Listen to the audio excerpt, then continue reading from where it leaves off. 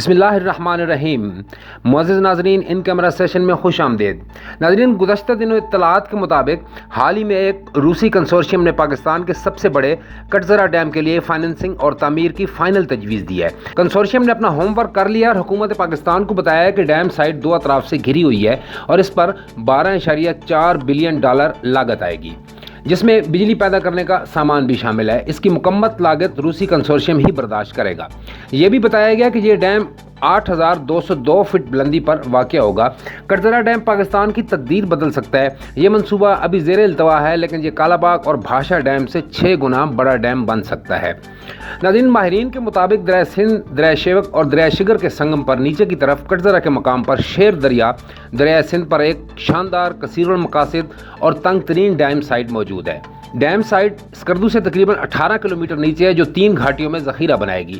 ناظرین، یہاں سب سے دلچسپ بات یہ ہے کہ کٹزرہ ڈیم سائٹ ایک پاکستانی انجینئر فتح اللہ خان گنڈا پور نے 1957 میں GTS بسوں کے نقشوں کو دیکھ کر دریافت کی، جس کے بعد انہوں نے اپریل 1962 میں ایک پری فیزیبلٹی رپورٹ تیار کر کے پیش کی تھی۔ فتح اللہ خان نے اس کے علاوہ 11 بڑے مزید ڈیموں کی جگہ بھی دریافت کی تھی۔ اس قومی ہیرو کی ذہانت کس مقام پر ہوگی؟ ناظرین، اس پر ضرور سوچئے گا کہ اس قوم میں کیسے کیسے قابل ثبوت موجود تھے۔ اس وقت اسکردو کی آبادی تقریباً 4 یا 5 ہزار افراد کے لگ بھگ تھی۔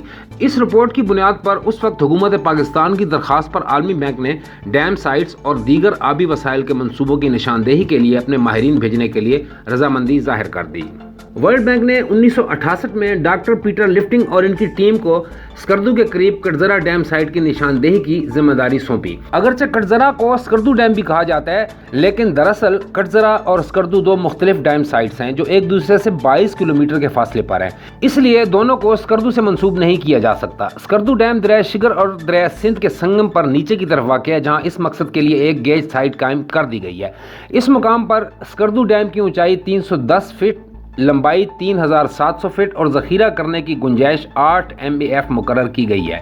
اس مقصد کے لیے ڈاکٹر پیٹر لفٹنگ کی رپورٹ کا حوالہ دیکھا جا سکتا ہے۔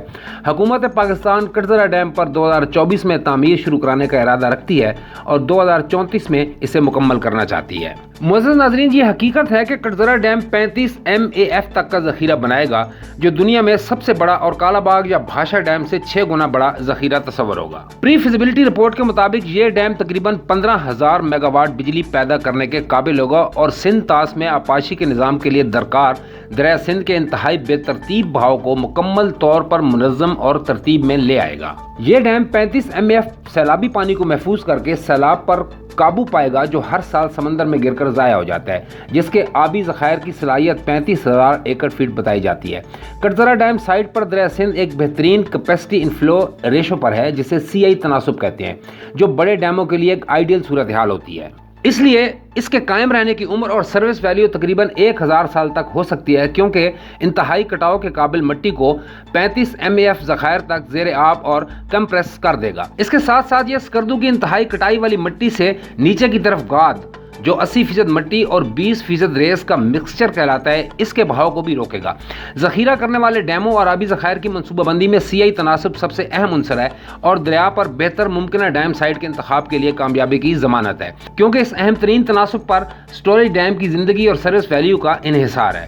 اس کے علاوہ کٹزرہ ڈیم سائٹ پر گاد کا بہاؤ برائے نام ہے۔ تمام تر خوبیوں کے باوجود 1962 کے بعد کسی نے اس منفرد اور نادر ڈیم سائٹ کا نوٹس نہیں لیا۔ کٹزرہ ڈیم چاروں صوبوں میں دریائے سندھ کے دائیں کنارے پر تقریباً 10 ملین ایکڑ کے بنجر علاقے کو سیراب کر سکتا ہے۔ اگر آبپاشی کا اسپرنکل طریقہ یعنی کنٹرول شدہ طریقے سے پانی کو استعمال کیا جائے تو اس سے 20 ملین ایکڑ سے زائد رقبے کو سیراب کیا جا سکتا ہے۔ ناظرین، یہ منصوبہ معاشی طور پر زمین اور پانی کی انقلابی ترقی کا باعث بنے گا، آب و ہوا میں خوشگوار تبدیلی لائے گا اور صحت مند ماحول اور اپنا ایکو سسٹم بھی تشکیل دے گا۔ اس کی وجہ یہ ہے کہ وسیع ریگستانی علاقے سبز کھیتوں، باغات اور جنگلات میں تبدیل ہو جائیں گے۔ اس کے علاوہ سندھ تاش آبپاشی کے نظام کو ہر وقت تنازعات سے پاک پانی کی فراہمی کو بھی یقینی بنائے گا۔ کٹزرہ ڈیم متبادل storage, development storage, inter seasonal storage اور کیری اوور سٹوریج کے طور پر بھی کام کر سکتا ہے۔ اتفاق سے کٹزرہ ڈیم کا سب سے شاندار پہلو یہ ہوگا کہ 3 سیلابی نہریں یعنی تھل، رائن اور کچی کو تقریباً 19,500 کیوسک یا 14 MAF پانی پورا سال دیا جا سکے گا۔ فی الحال ये सैलाबी नहरें सिर्फ 70 सैलाबी दिनों के लिए रवां रहती हैं और इसके बाद सारा साल यानी बकिया 10 महीने खुश्क रहती हैं। मजीद यह है कि कटजरा डैम 12.35 MAF पानी की फितरी कमी को भी पूरा करेगा। इस कमी को पूरा करने के लिए 1991 के बाद अभी तक कोई जखीरा नहीं बनाया गया। बदकिस्मती से लातादाद फवायद के बावजूद कटजरा डैम की तामीर के लिए कुछ भी अभी तक नहीं किया जा रहा। हालांकि चेयरमैन इरसा की जानिब से बारहा दरखास्त की गई थी कि वो पानी के मुआहदे के मरकजी पैरा 2, 4, 6 और 14E पर अमल दरामद करने के लिए इसे तामीर करें। कालाबाग या भाषा डैम को मुकम्मल होने में तकरीबन 7 से 8 साल लगेंगे।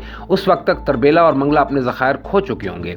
इसलिए पानी की किल्लत और सूबाई तनाज़ात मज़ीद बढ़ जाएंगे और दीगर कोई नया डैम पानी के बहरान को हल करने में मददगार साबित नहीं होगा।